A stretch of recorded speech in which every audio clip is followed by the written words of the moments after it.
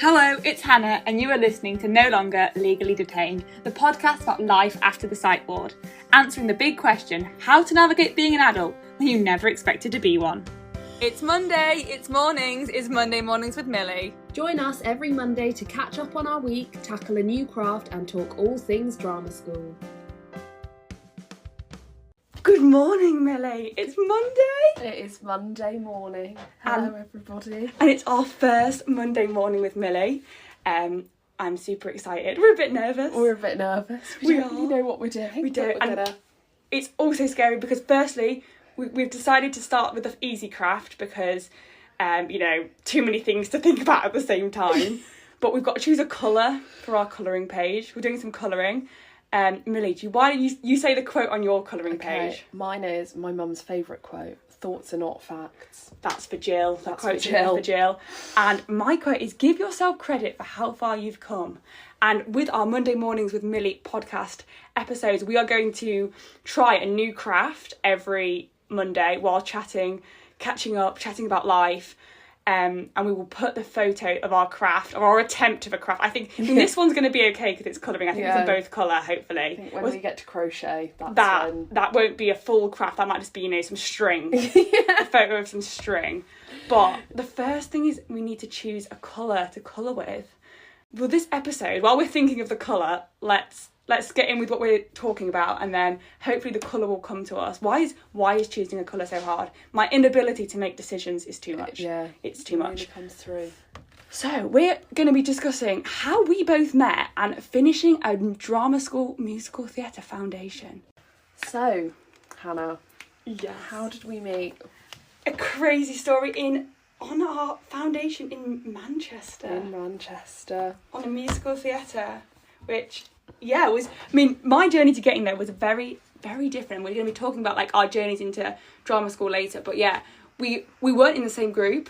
No, to be honest, we weren't friends for a long time. We weren't friends. I mean, there was no bad blood. Yeah. Let's just clarify. We weren't out here hating each other. We just didn't know each other very well. We didn't, because on our foundation, it was split.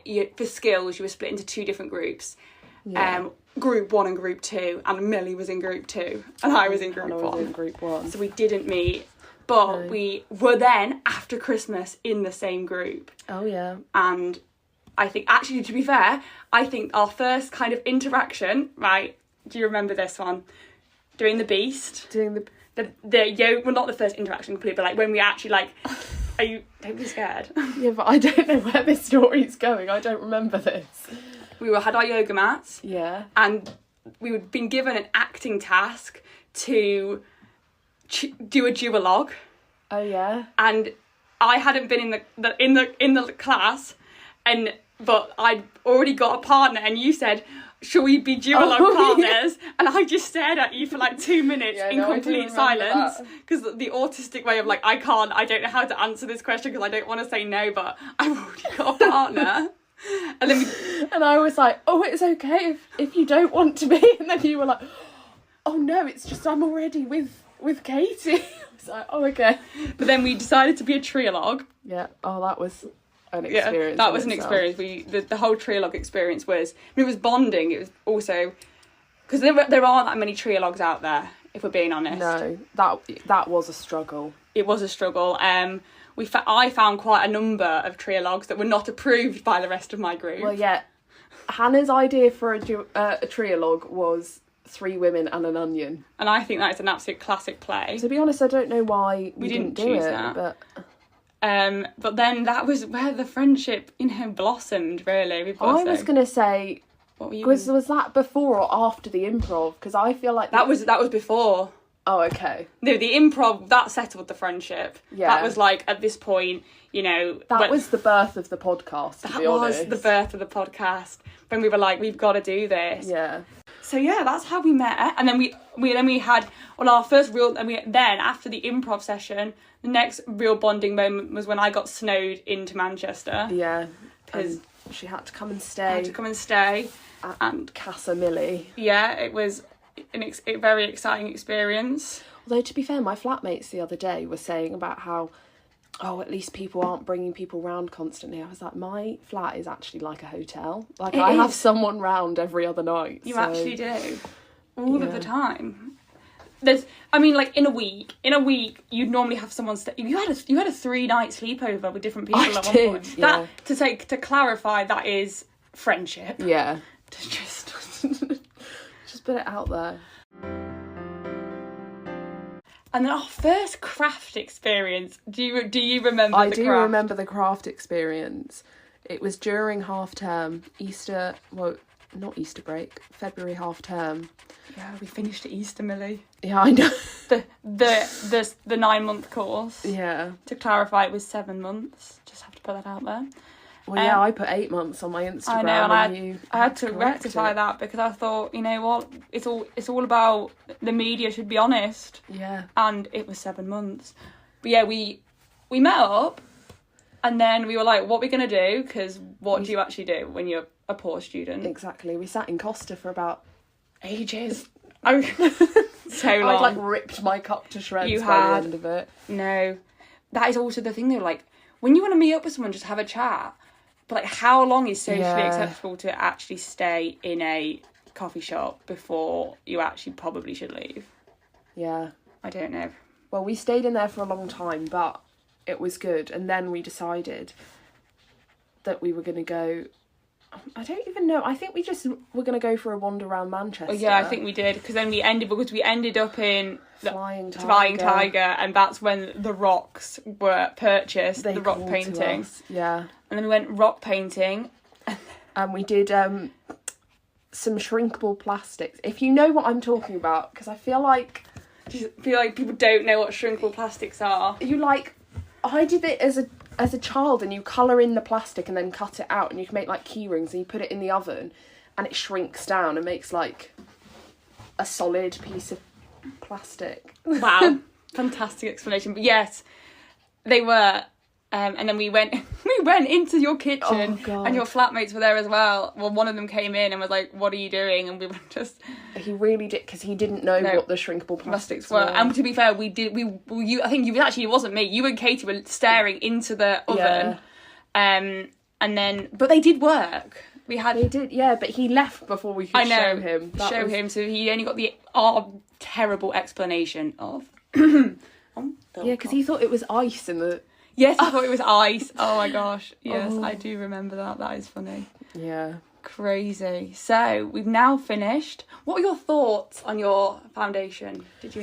I very much enjoyed it. I feel like, considering I wasn't sure that that's where I was going to end up, I couldn't have asked it for anywhere better to have ended up, to be honest. No, I definitely agree with that. It was... Having, to be fair, like, for me, I've never trained musical theatre. No, I say really, but I haven't, so that doesn't mean the really part, does it? And I think it definitely gave such a...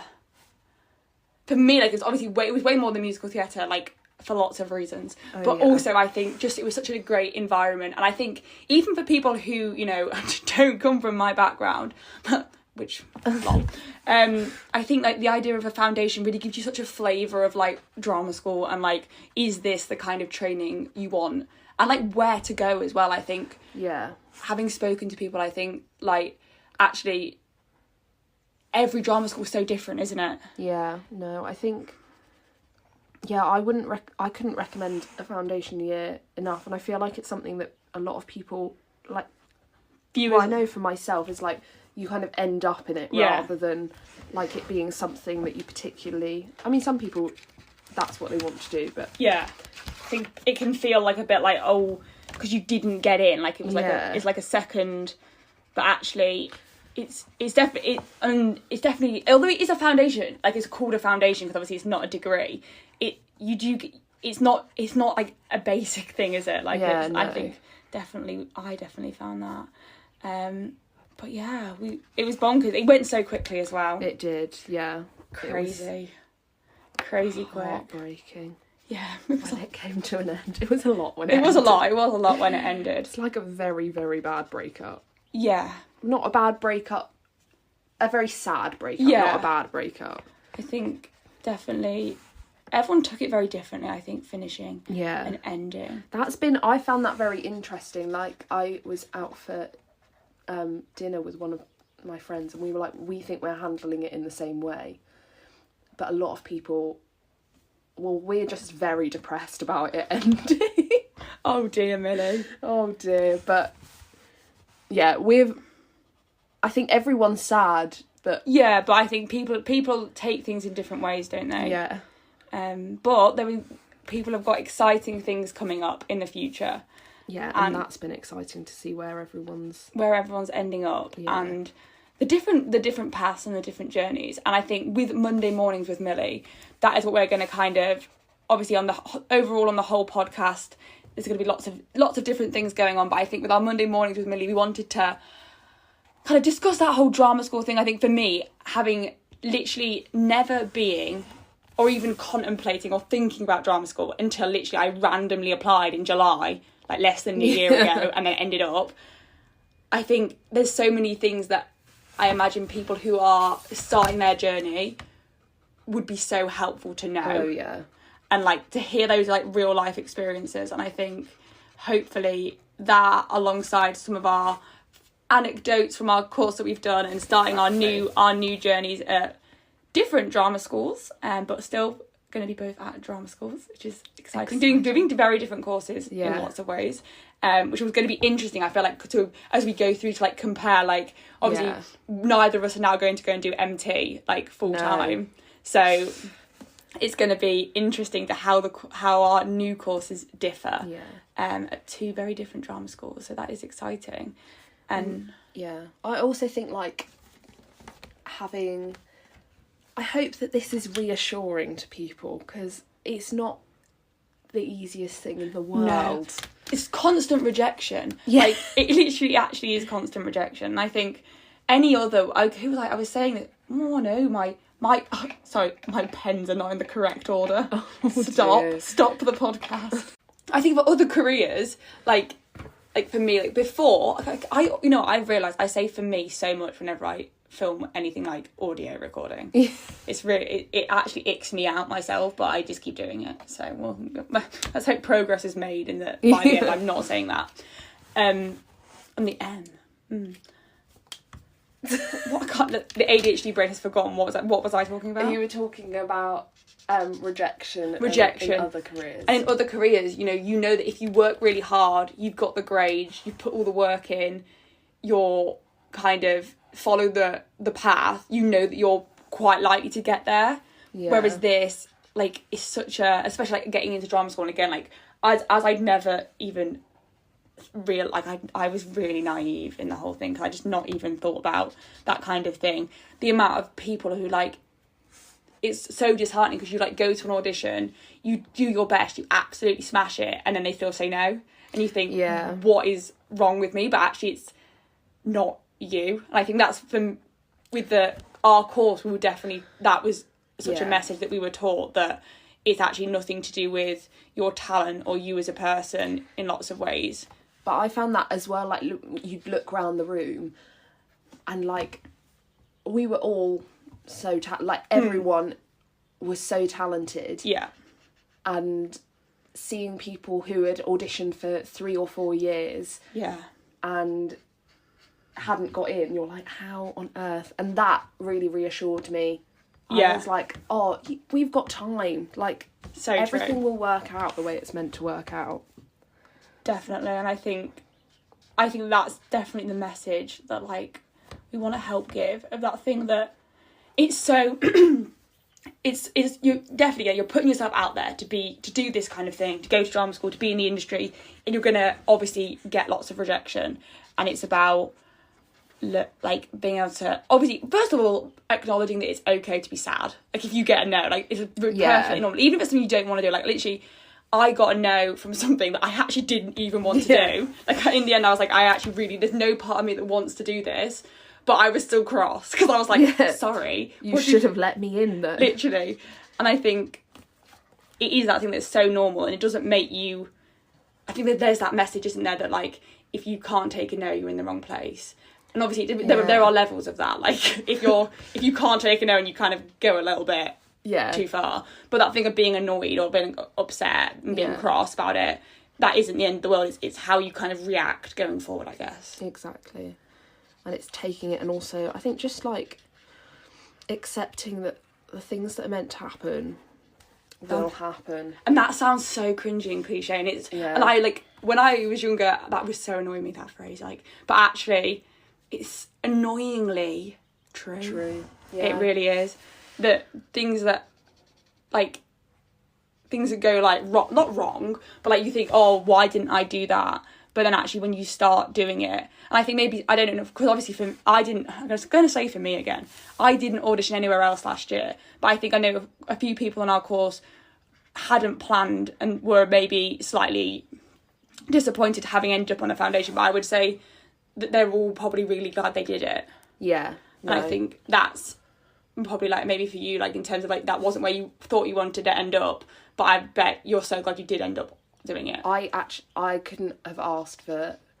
I could rave about our foundation. Millie loves it. Till the cows came home. What a phrase. What a phrase. You know what, we are in the peaks. So. Yeah, I was going to say, we saw some real cows yesterday. I act like I've never seen a real cow. You do act like you've never seen a real cow before. It's been quite an interesting... It has been an interesting experience. Yeah. I had to pick Millie up from the station. As someone, I do have a licence, but, you know, it was... I would say, as a passenger, it wasn't that scary. It was more scary how much doubt you had in yourself. That's what my mum says. And to be fair, actually, there's a lot of people who say my thing is that my doubt.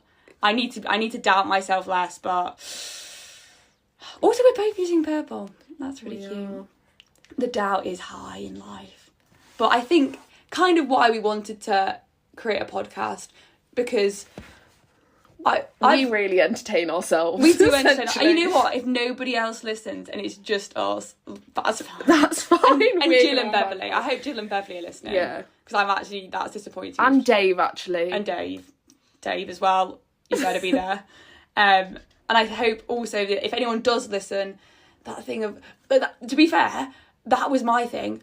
When I was a child, right? Are you ready for this? When I was a child, I thought adults all had it all together. Oh, yeah. And I think...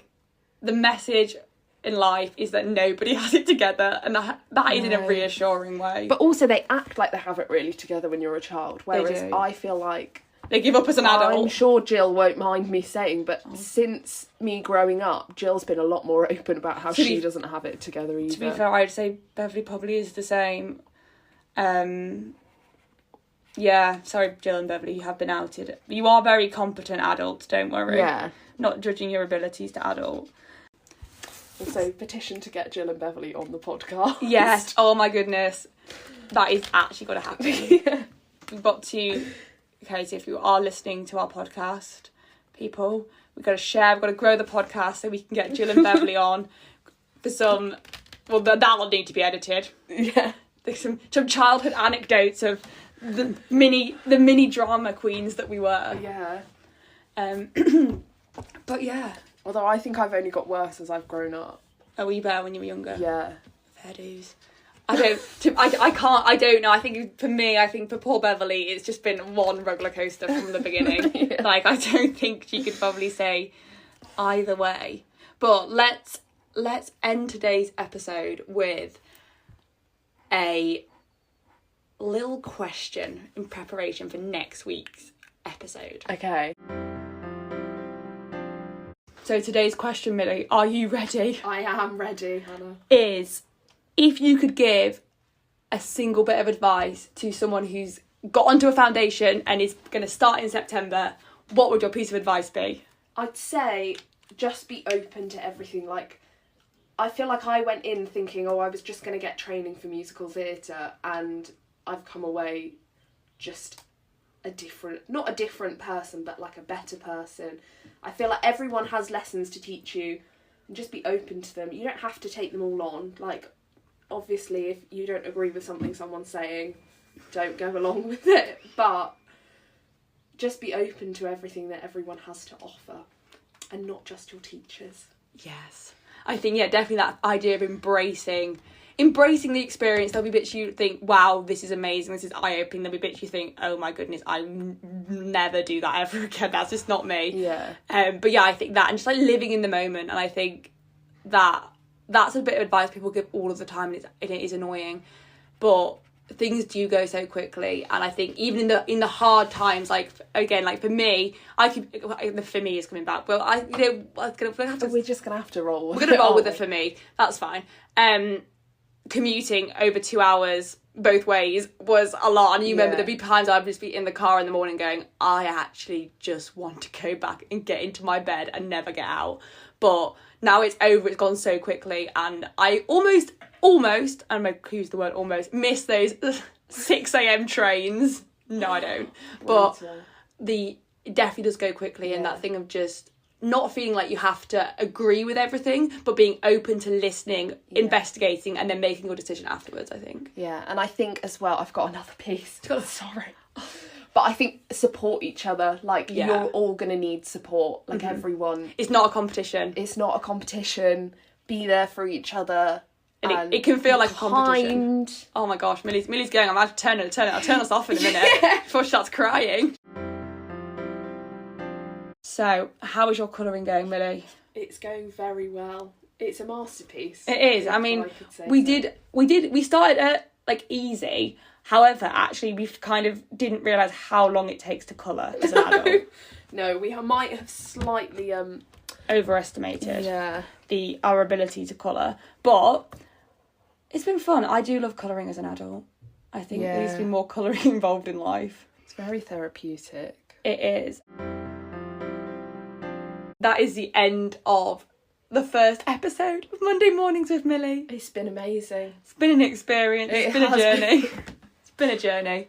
But yeah, if you like our podcast, please do like, share, comment, follow the Instagram at Legally Detained.